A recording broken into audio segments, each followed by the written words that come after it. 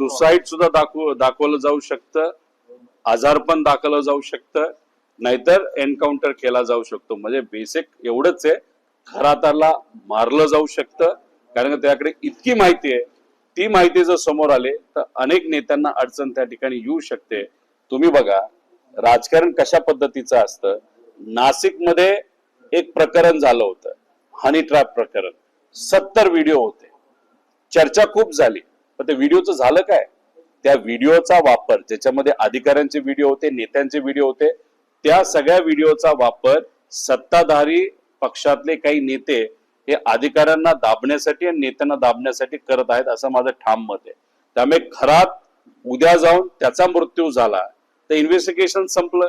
तर ते जे सर्व व्हिडिओ आहेत त्या व्हिडिओचा वापर हा नेत्यांना ब्लॅकमेल करण्यासाठी आणि काही अधिकाऱ्यांना ब्लॅकमेल करण्यासाठी केला जाऊ शकतो. त्यामुळे राजकारणाची लेवल इतक्या खाली गेलेली, कधीही काही होऊ शकतं. त्यामुळे प्रणितीताई जे बोलतायत, सुप्रियाताई जे बोलतायत, इतरही काही नेते बोलतायत, नाही तर दमानियाताई ज्या ठिकाणी बोलत आहेत मृत्यू होऊ शकतो खराताचा, हे कुठं ना कुठे ते खरं आहे असं